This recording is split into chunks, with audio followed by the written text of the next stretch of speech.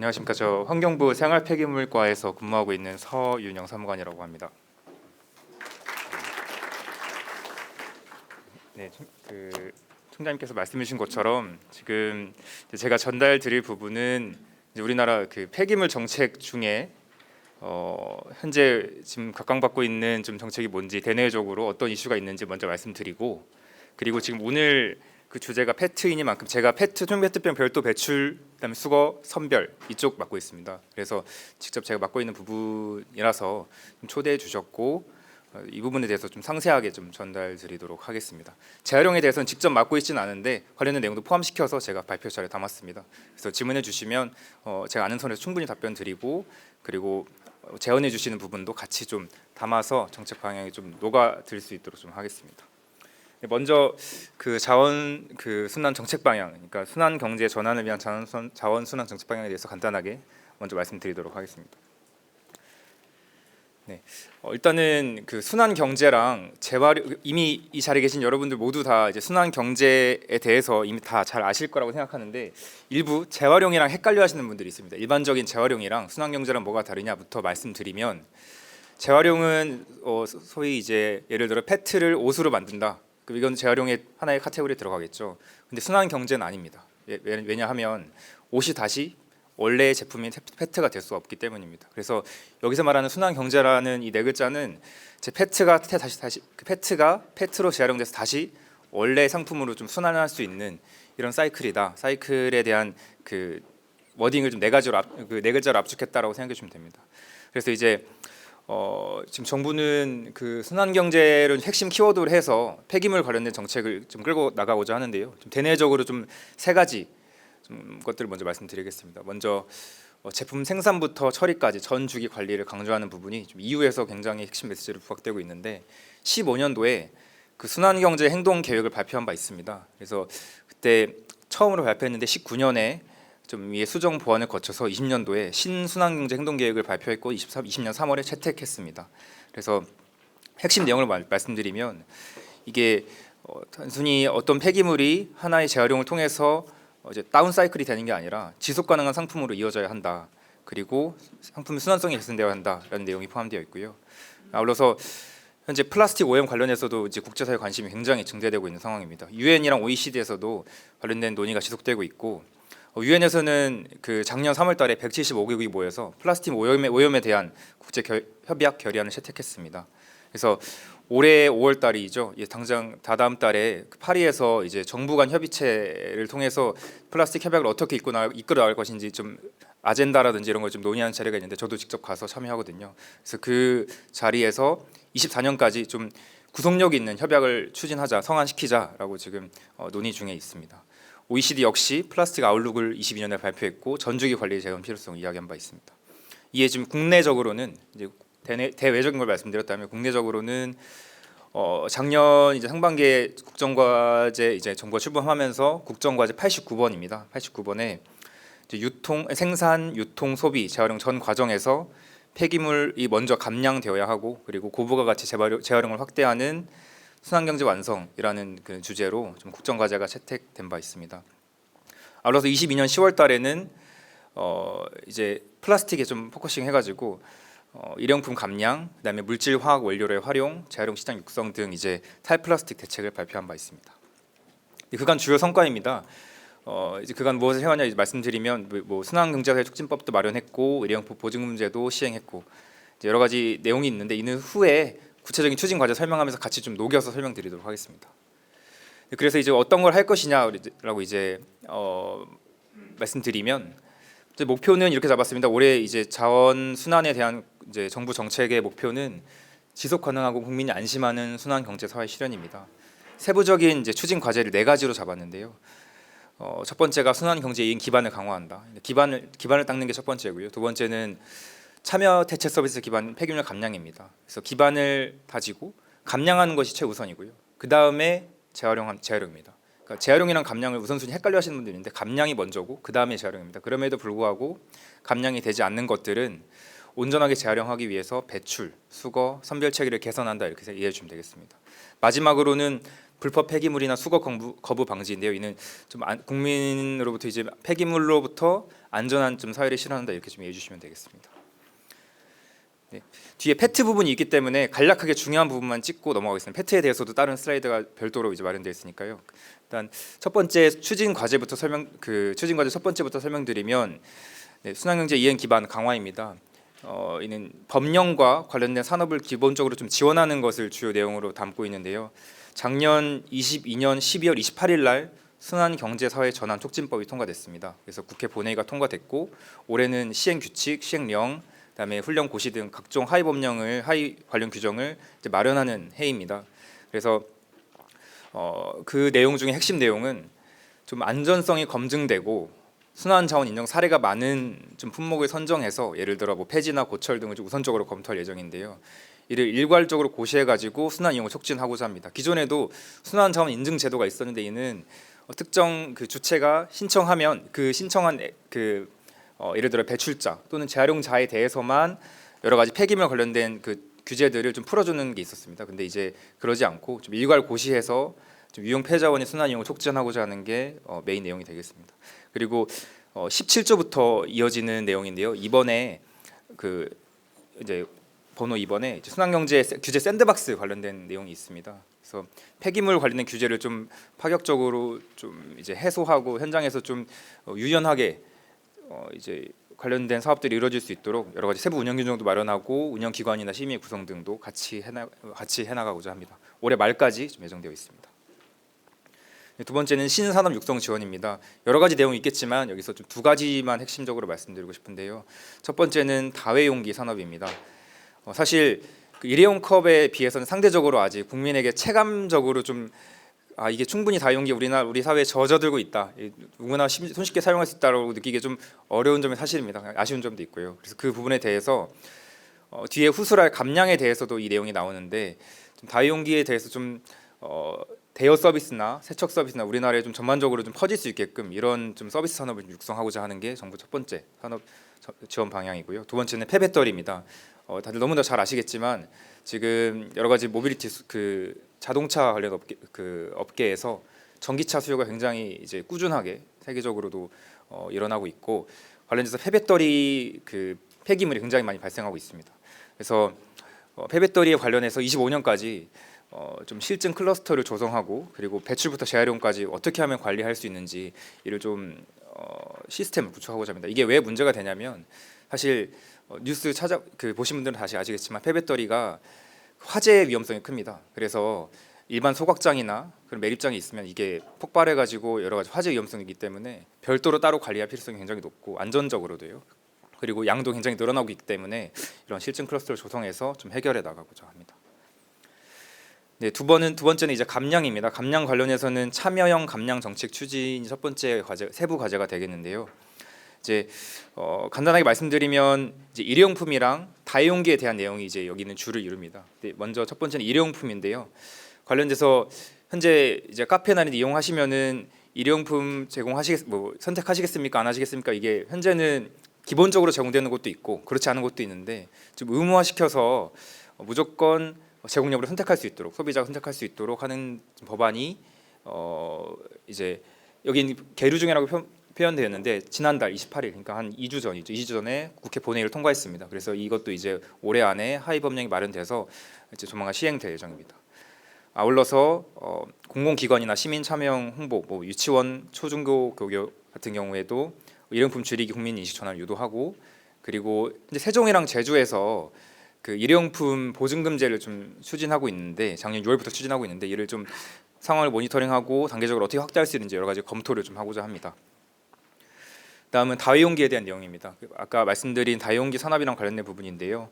현재 대여 세척 서비스 활용을 위한 공급망 구축하는 게 세부 과제가 되겠고 그리고 장례식장이나 캠핑, 축제 등에서 좀 일회용품 사용이 많습니다. 이런 곳은 좀 다회용기 활용을 좀 유도하고 먼저 관공서, 청사나 이런 데를 중심으로 좀 다회용기 전용 매장을 좀 전환하는 사업을 추진하고자 합니다. 아울러서 그럼에도 불구하고 일회용기를 좀 써야 하는 곳도 있습니다. 불가피하게 써야 하는 곳도 있기 때문에 최대 두께나 재질 가이드라인을 좀 마련해서 일회용기에 쓰이는 플라스틱을 줄이고 재활용이 쉽게 좀 개선하고자 합니다. 네, 세 번째 추진 과제는 온전한 재활용으로 전환입니다. 이 부분부터는 뒤에 후술할 투명 페트병과 관련된 내용도 좀 굉장히 교집합이 많은데요. 좀 간단하게 설명드리면 이 부분은 배출, 아까 말씀드린 수거, 선별 이쪽에 좀 그 정책 수단이 포커싱 되어 있다고 이해해 주시면 되겠습니다. 첫 번째로 온전하게 재활용되기 위해서는 먼저 배출이 확실해야 합니다. 그래서 분리배출 요령을 개선하고 배출 정보를 좀 강화하는 게 첫 번째 내용이 되겠습니다. 현재 분리수거 지침, 재활용 가능자는 분리수거 지침을 저희 과에서 지금 운영하고 있는데 선별 재활용 기술이 발전하는 거에 좀 발맞춰서 이게 개정할 필요성이 있다 이런 이야기를 많이 해주십니다. 그래서 뭐 예를 들어 색상 분리가 가능한 자동 선별기를 설치한 지역에서는 현재 색상별로 유리병을 뭐 분리 배출하고 있거나 이런 좀 세분화한 지역도 있는데 그걸 적용하지 않는다든지 아니면 스티로폼에 지금 스티커 다 떼게끔 지자체에서 안내하시는 분도 안내하는 곳도 많습니다. 그런데 현재 감용기 중에서 스티커가 제거 가능한 감용기도 있습니다. 그래서 그런 인프라가 구축된 지역에 대해서는 좀 편리하게 좀 버릴 수 있게끔 하는 내용이 포함되어 있습니다. 아울러서 현재 중앙정부 차원에서는 이런 분리수거 지침을 내고 지자체에서 지자체 여건에 맞게 분리수거에 관련된 그런 조례를 설정하도록 하고 있는데요. 이게 지역마다 편차가 좀 큽니다. 편차가 좀 있는 게 사실입니다. 그래서 좀 이런 관련된 정보를 좀 한눈에 제공할 수 있는 홈페이지를 좀 운영하고자 합니다. 아울러서 공동주택, 우리나라 60%가 거주하는 공동주택, 아파트에 대해서는 상대적으로 좀 이 문제가 덜한데 단독주택이나 농어촌에서는 굉장히 배출 편의성이 어려운 점이 있습니다. 예를 들어 1km나 2km 정도 가야 배출 장소가 있는 곳이 많거든요. 그래서 이 부분 우리 아파트에 있으면은 당장 100m 가기도 굉장히 귀찮은 것이 좀 있는데 그래서 이 단독주택이나 농촌 같은 이런 지역에 대해서는 좀 배출 편의성을 제고하고자 합니다. 네, 다음은 이제 배출 관련된 선별 내용인데요. 이 페이지의 상단 1번에 있는 내용은 투명 페트병 관련된 내용이라서 뒤에서 이제 페트병 관련된 내용을 설명하면서 같이 좀 말씀드리겠습니다. 두 번째 아래에 있는 내용을 봐주시면 되겠습니다. 선별 시설 자동화 현대화인데요. 이제 배출이면 그 다음 단계가 이제 수거랑 더불어서 선별입니다. 이제 선별은 굉장히 이제 민간 업자도 많고 그다음에 공공에서도 이제 공공 선별장도 많이 운영하고 있습니다. 근데 현재 약 180여 개소의 공공 선별장 중에 약 70%가 이제 수선별에 의존하고 있는 게 사실입니다. 사실 기술이 덜 발전하고 막 너무 어려워서라기보다는 현재 정부 정책이 열심히 추진하고 있음에도 불구하고 좀 여러 가지 그 재정적인 여건 때문에 행정적인 여건 때문에 좀 현장의 적용성이 약간 더뎌지는 부분이 있는데 이 부분을 좀 확대해 가지고 26년까지 180여 개의 공공 선별장 중에 약 60% 이상을 좀 현대화하는 것이 좀 주요 목표로 좀 설정되어 있습니다. 다음은 재활용입니다. 현재 소각형 재활용에서 이제 물질 화학 재활용으로 좀 그 재활용의 경로를 이동시키는 게 주요 정책 방향이 되겠습니다. 그래서 어제 관련돼서 열분에 관련된 그 담당하는 폐자원 에너지과에서도 와서 설명해 주셨을 텐데요. 지금 현재 소각형 재활용 그러니까 이제 열로서 열적 회수를 하는 재활용이 좀 상당수 차지하고 있는데 이를 MRCR 그러니까 물질이랑 화학 재활용 쪽으로 확대하고자 합니다. 그래서 중단에 보시면 열분해 유의 석유화학 연료 활용을 위해서 좀 공공 열분해 시설도 확충하고 23년까지 6개, 26년까지 약 10개소를 확충할 계획을 가지고 있습니다. 아울러서 재활용을 하면 그에 맞는 수요도 필히 같이 좀 창출을 해야 되겠죠. 그래서 페트 생산자 현재는 1만 톤, 1년에 1만 톤을 생산하는 생산자에 대해서 좀 이러한 플라스틱과 같은 페트를 플라스틱 중에 이제 페트를 하나 예시 들었는데 재생원료 사용을 좀 의무화하고자 합니다. 올해 3%로 처음 시행이 됐고 30년까지 예를 들어 페트를 만드는 제조사는 30% 정도의 이제 폐플라스틱 재생원료를 의무적으로 사용해야 한다. 이런 좀 수요 창출을 위한 관련된 제도적인 접근도 같이 추진하고자 합니다. 네, 마지막은 추진 과제 네 번째는 불법 폐기물 수거 거부 방지인데요. 안전 관리 측면에서 좀 바라봐 주시면 감사하겠습니다. 그래서 첫 번째는 지능형 폐기물 관리 시스템 구축입니다. 현재 뭐 이제 야적이라든지 좀 이렇게 야산에 좀 불법 폐기물이 좀 있고 대외적으로도 뭐 뉴스나 이런 언론에서도 굉장히 많이 조명되고 있는 것이 좀 있습니다. 좀 아쉬운 부분인데 그 부분에 대해서 좀 위치 기반이나 ICT 기반으로 좀 실시간 이력 관리 시스템을 좀 구축하는 것이 주요 정책 방향입니다. 그래서 작년 10월달에 건설 폐기물부터 시작해서 올해는 지정 폐기물, 그다음에 내년에는 사업장 일반 폐기물까지 좀 확대해서 차량 이동 경로로부터 약간 좀 더 촘촘하고 세밀하게 좀 관리해 나가고자 합니다.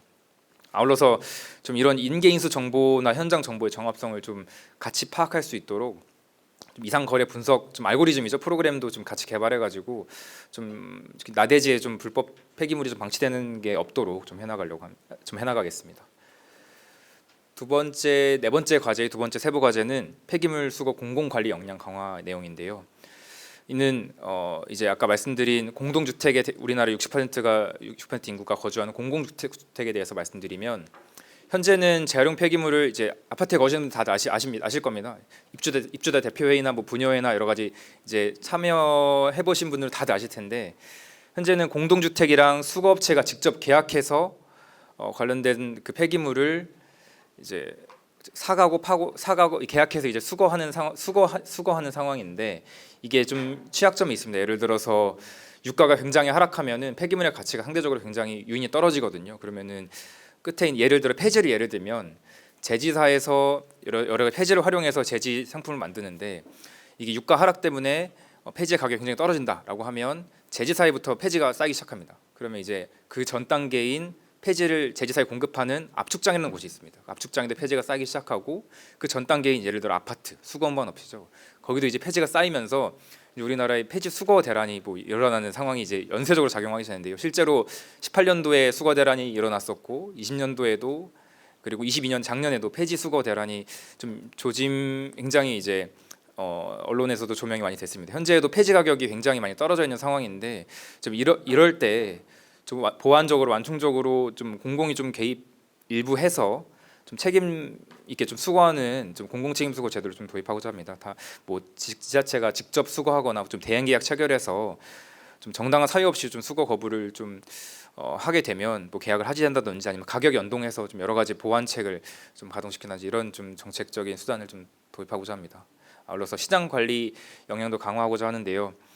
현재 생활 폐기물에 대해서는 정보 관리 시스템이 없는 것이 좀 사실입니다. 그래서 22년부터 25년까지 반출입량 확인할 수 있는 시스템 구축하고 여러 가지 재활용 시장 그 대응 상황별 좀 매뉴얼을 좀 개발하고자 합니다. 네, 여기까지가 이제 전체적인 그 폐기물에 대한 그 정책 방향인데요. 굉장히 간략하게 설명드렸습니다. 이따가 질문해 주시면 좀 더 상세하게 말씀드리고요. 이제 오늘의 주제인 페트병 배출이랑 재활용에 대해서 말씀드리겠습니다. 그래서 페트병 중에 제가 투명 페트병을 고른 이유는 제가 직접 투명 페트병 별도 배출제를 담당하고 있기도 하고 이게 온전한 B2B로 이어질 수 있는 부분이기 때문에 아직 유색 페트병은 식약처랑 협의가 되지 않은 부분이 있습니다. 그래서 관계부처가 협의된 투명 페트병에 대해서 먼저 말씀드리고자 합니다. 크게 페트병에 대해서 단계별로 배출, 선별, 재활용 이 순서대로 말씀드릴 건데요.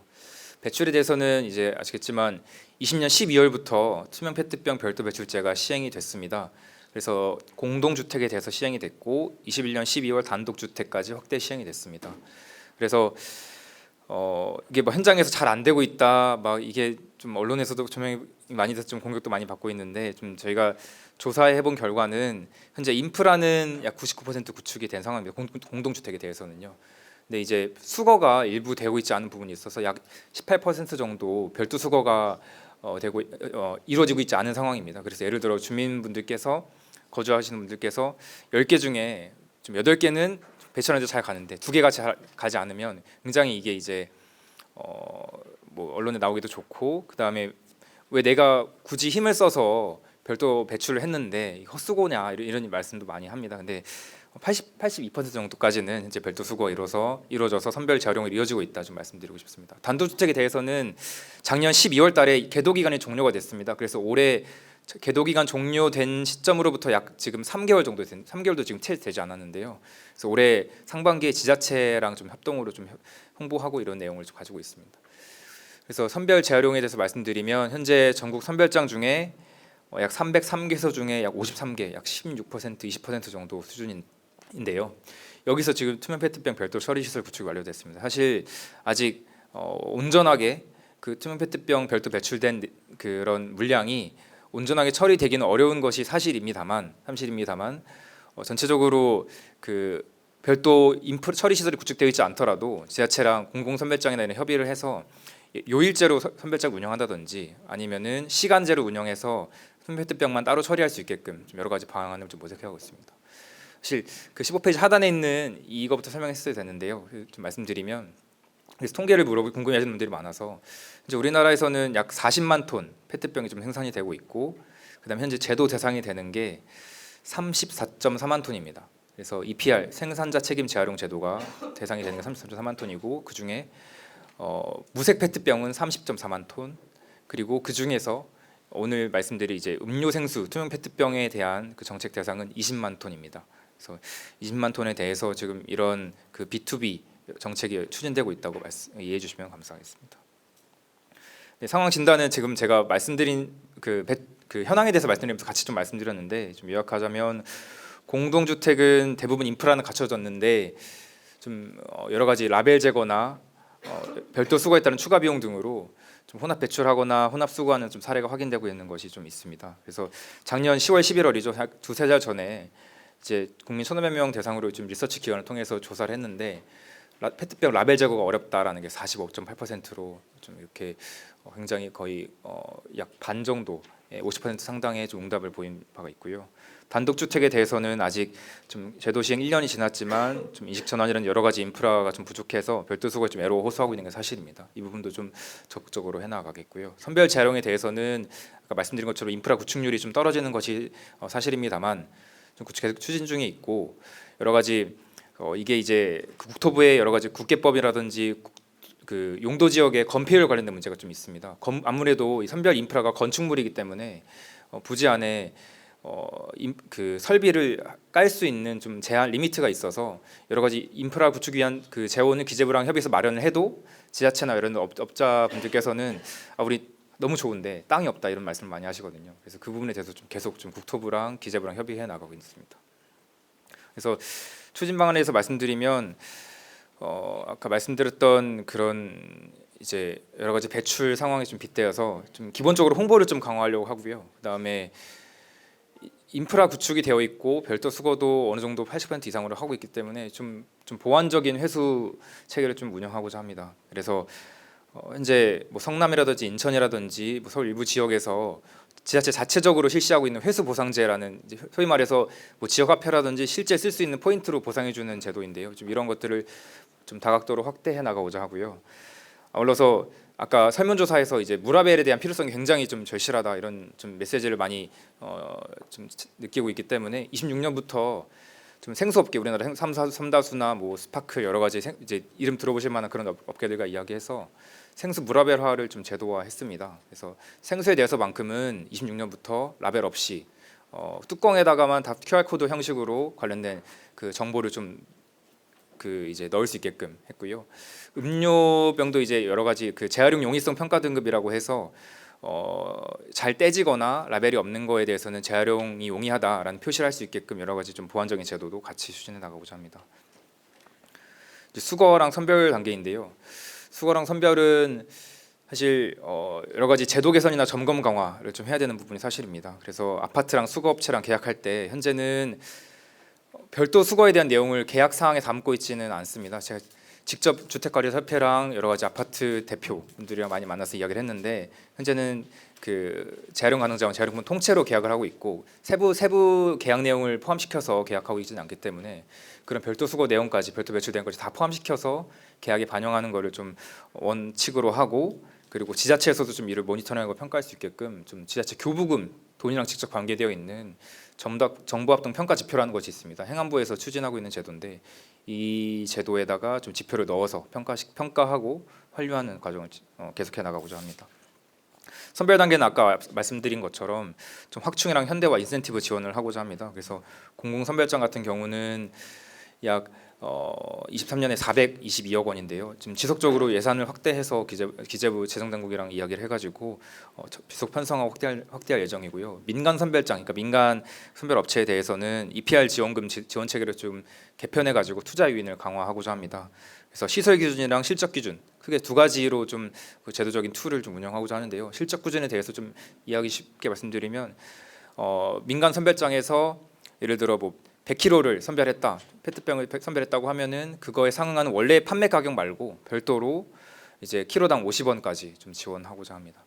이게 키로당 50원이 굉장히 크냐 낮냐에 대해서 감이 좀 안 와닿으실 수도 있는데, 소위 아파트에 평범한 이제 공동주택 아파트에 한 번 왔다 갔다 할 정도의 그 금액이 키로당 약간 100원 정도입니다. 그래서 현재 50원 정도면 현재 시장에서 판매하고 있는 가격에 대비해서 좀 운반비의 한 반 정도는 충당할 수 있다 이렇게 말씀드리고 싶고, 현재 일반 페트병이랑 투명 페트병의 그 시장 가격이 약 50원에서 많으면 100원 정도 차이 납니다. 이제 그거에 더해서 50원을 더 주는 것이기 때문에 굉장히 좀 현재로서는 정부가 할 수 있는 최대한의 좀 지원 체계라고 생각을 하고 있습니다. 지속적으로 이것도 확대해 나갈 예정입니다.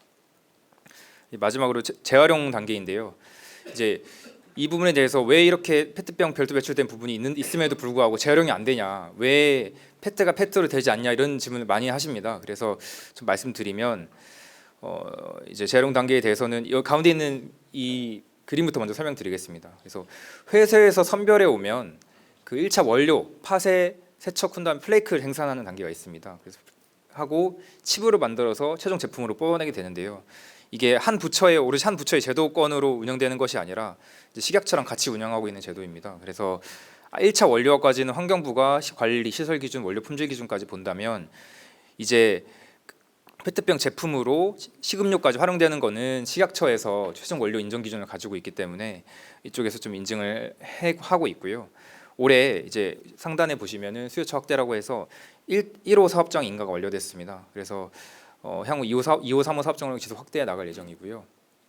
그리고 아울러서 앞서 말씀드렸던 그 재생원료 사용 목표율 관련해 가지고는 올해 3%를 줬고 단계적으로 상향해서 30년도까지 30%까지 좀 끌어올릴 예정입니다. 네, 이 정도로 지금 페트병에 대한 좀 이야기를 좀 드리고요. 사실 배출이랑 선별, 수거 선별, 재활용까지 좀 단계별로 아직 좀 부족한 것들이 좀 있는 것이 사실입니다. 왜냐하면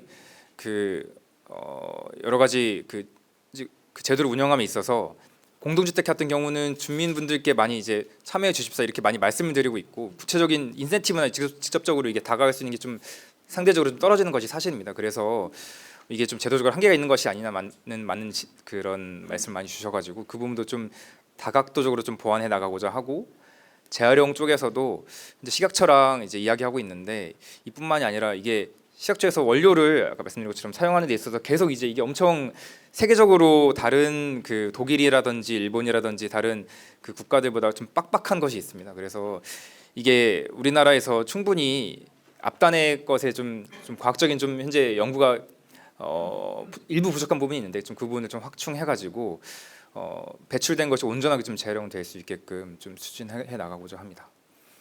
네, 이상으로 좀 발표를 마치겠습니다. 감사합니다.